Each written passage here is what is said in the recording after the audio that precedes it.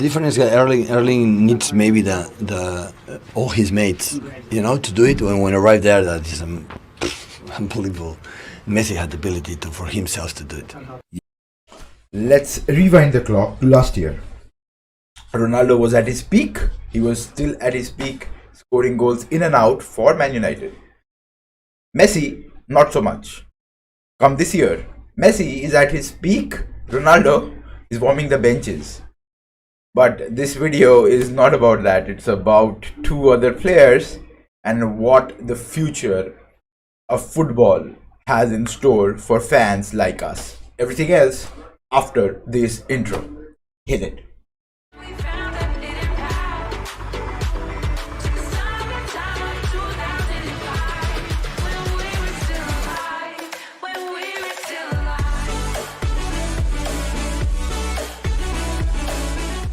Welcome to Humble Discussions, and today's topic, after the thrashing of Man United 6-3, is Erling Haaland and Kylian Mbappe. This entire conversation about who the next footballing star is has been going on for a really long time.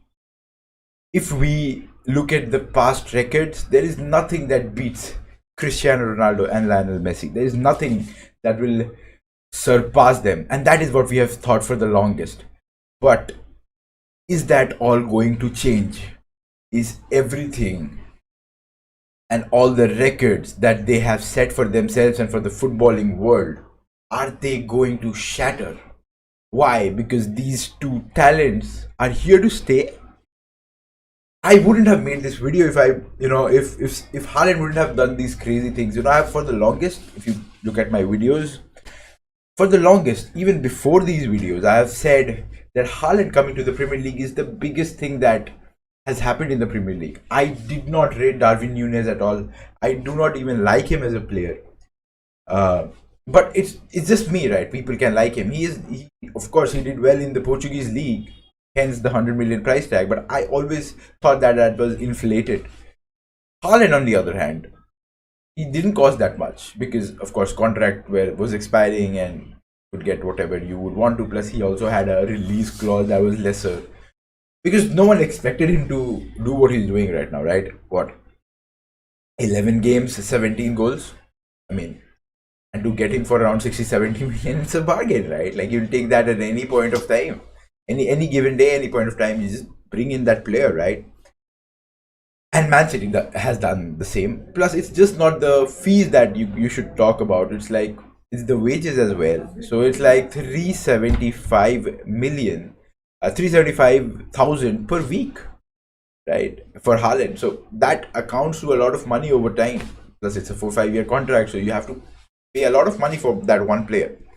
That being said, Haaland, if he does what he's doing right now, then no money is more. He deserves all the money that he's getting. Plus, he deserves all the recognition and fame and the hype that he's getting. Just 17 goals in 11 games for Man City, including Champions League and what?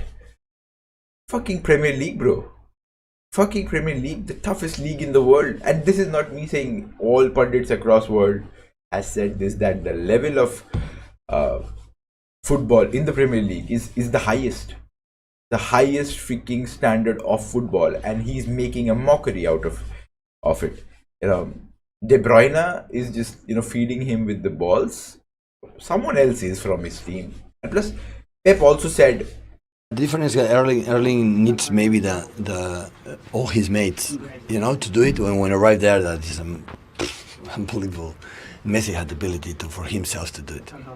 Honestly, I do feel that Pep saying this makes some amount of sense, that Messi could create his own and Haaland needs his teammates and all. It does make sense because he's being honest. Pep is just being brutally honest, because Messi did that. Messi did create goals that you wouldn't have thought would have been created, and then to top it off, he would finish it, right? And this is where my debate comes in with Ronaldo and Messi. Ronaldo's and the Messis could single-handedly change the tides of games.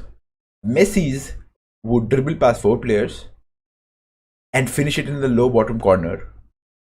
and you'll have to just wait and watch. As a goalkeeper, you couldn't do anything. The Ronaldos will make a comeback from 2-0 down to a 3-2 win, and all the three goals would be scored by the Ronaldos. So that's the point that I'm trying to make, that they have been consistent for 10-15 years of top tier football, right? They've played in different leagues. Ronaldo has played in so many leagues. He established his dominance in the Premier League. He established his dominance in the La Liga. He broke records in both of them simultaneously. I mean, not simultaneously, but the years that they were there, he went to Juventus. He became the top scorer. I mean, I think he was the top scorer for the last 10 years. I think, with the highest league goals or something. He had that stat, and he just came there for a couple of years, and he just had the stat. He became the Serie A top scorer. He came to United. He became United's top scorer. So he was consistent throughout. There was no season with less than 20 goals. 20, 24, 25, 26, 30, 40 goals, for Ronaldo. Same with Messi. One year that mammoth, that maestro scored 90 goals in one single year, right? So these are the records that I'm talking about of what is to be expected when you try and compare these two legends of the game. What do you exactly expect to see when you compare? And now Mbappe. It's the same with Mbappe, right? He's very hyped, right? And he has all the reasons to be hyped. He dribbles, he finishes, he has pace, he does everything that you want. So Haaland and Mbappe are keeping us future proof for fans to come in and love footballers again, right?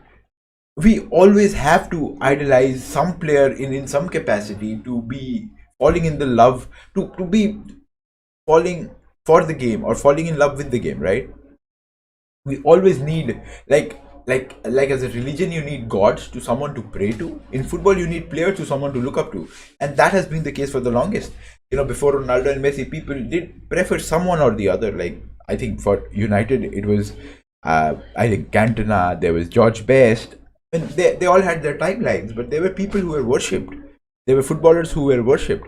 There were figures who were worshipped, like Sir Alex Ferguson. He was worshipped by so many people. I've literally seen temples of Sir Alex Ferguson with Sir Alex Ferguson's picture on it. So it's an insane analogy that you have to have certain figures in the footballing world for us to love the game as well. And that is natural. That is how religion works. That is how football works. You have to have certain idols that you idolize at the end of the day.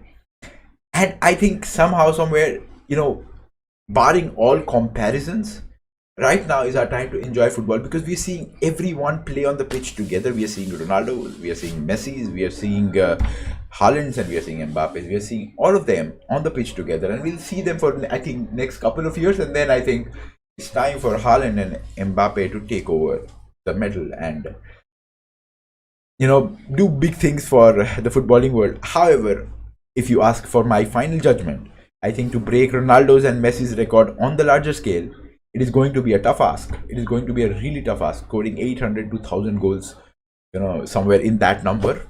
Because Ronaldo is going to finish with somewhere around 900 goals, right? Overall, somewhere in between, like 800 to 900. That is what he's going to do. And to do that, you'll have to score 20 to, I don't know, for 15 years, you have to consistently, keep scoring 30 plus goals per season. And that is a tough thing to ask from any player.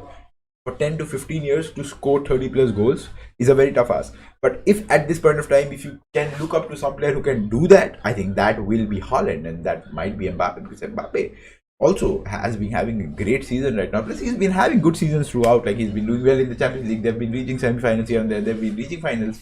They're not ending up winning it, right? They're having decent enough seasons. Mbappe currently has 11 goals in 10 games, but Haaland has 17 goals in 11 games. I mean, it's a very, nonsensical number for any player. Having more than one goal ratio per game is a great thing anyway. And Mbappe has around 1.7. Mbappe has 1.1. Both are good in their areas, I think Haaland is dominating at this point of time. And all the fans that I've asked, I think they all have said that Haaland is better than Mbappe. But you have to realize Mbappe's playing style is a bit different when it comes, because he is not an out and out striker, while Haaland doesn't even get touches of the football for the longest, and his only work is to whatever touches he gets just to convert them into goals. But plus Mbappe has done a lot. He creates a lot of chances for his teammates. He does a lot of trickery with the ball. I don't think Haaland has the chance to do any of that, because his teammates are that freaking good that they'll do everything and serve him on the platter. Plus, finishing the goal is a huge task, and he's an artist of it.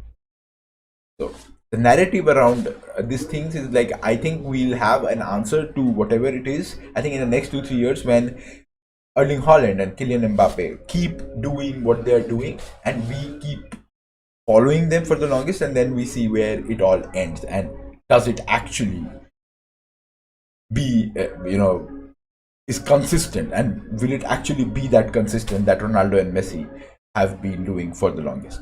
That will be it for the video, guys.